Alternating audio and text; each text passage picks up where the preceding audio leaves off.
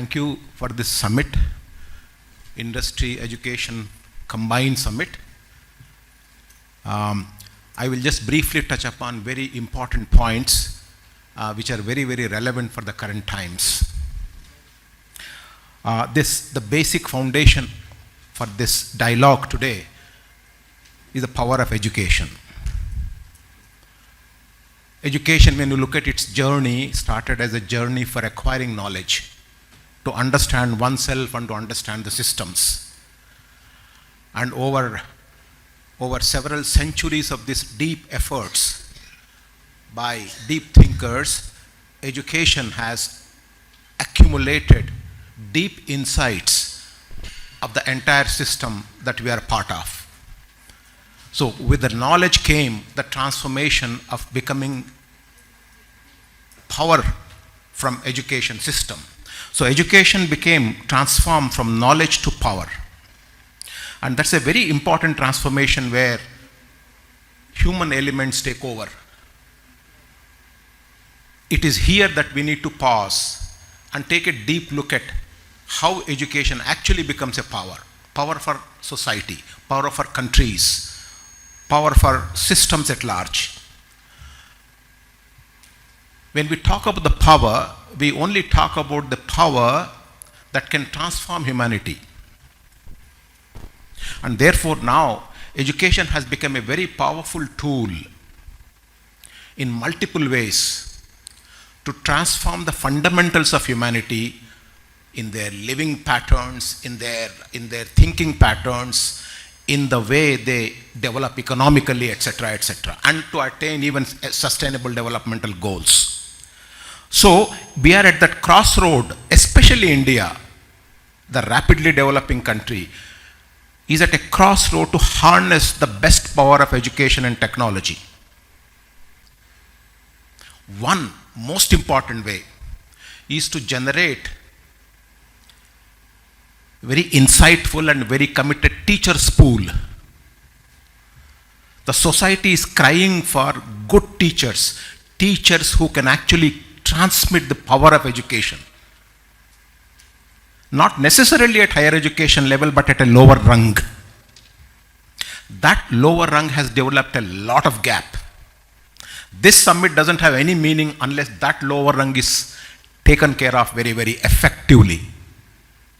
We must generate that committed, inspiring teacher pool at the lower rung, all over the country. This has been a crying need for decades. We have not addressed that issue very, very well. We have to address that issue now. If we don't address that issue, none of these make much more sense in a real way. Once we develop that talent pool at the teacher level, I think the students will spring up, the real students who will crave for inner knowledge, crave for real insights, crave for deep thinking, crave for some very powerful skills. These things come from inner craving of the students that gets generated when they are infected by inspiring classroom teachers. You just need one such teacher in your life. Go find it. That's the job of the education. The entire job of education ecosystem is to match the student with one inspiring teacher. The rest is all paraphernalia. If we can create that kind of ecosystem, I think we will have enough number of thought leaders in making in the form of students who will be well equipped with all kinds of gadgets which are available now. Technology is a really level playing field in the world now. It is getting easily accessible to most parts of the society. The cost is coming down significantly. So technology will be available to everybody. Whoever can harness it very productively, very effectively is the winner. Ultimately, the education that you are talking about, the power you are talking about is only a stored battery. Unless you take the stored battery, put it in your appliance and run it for productive processes, you are not done. How do you do this? So you need to create students who are ready to go and do it. This is the mind process ultimately. All paraphernalia put aside, it is the mind that has to be triggered. Ultimately.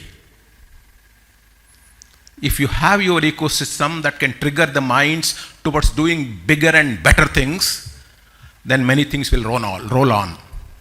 We have a time window. India as a nation has a time window. And in this time window, we have the youth ready, aspirational youth is getting ready. We need to make the teachers ready. Toolkits are getting ready. India is doing its toolkits in-house here. We are not dependent as we used to be in the past. So all the recipes that are useful for India to get there are getting assembled in the system now. You can see it. You can see it in your daily activities. And this time window is very crucial. These summits should identify 1, 2, 3, 4 important gap areas that we go and address. Some of us actually work towards addressing those gap holes all the time. And gap holes are fundamentally very, very, very difficult gap holes now. All the low-lying fruits are plucked up. The gap holes which are there, generating inspirational teachers is a very difficult task. Generating students who are extremely motivated is not an easy task, but we have to do it. It's doable. How to do it in whatever is required in the ecosystem, we should do it. Now, the paraphernalia aside, when we have the capabilities, when we have the resources now, we are 5th largest economy getting to 4th. Let's assume we have the resources. I think we have the resources. What we seriously lack is our inability to work together. We don't work together. We don't work with our neighbors. We don't identify the talent in our neighbor and complement with our talent. That has never been in our system. All the talents is there, all the recipe is there, all the ingredients are there, it is accessible, students are aspirational. Everything is sort of happening, but nothing is happening.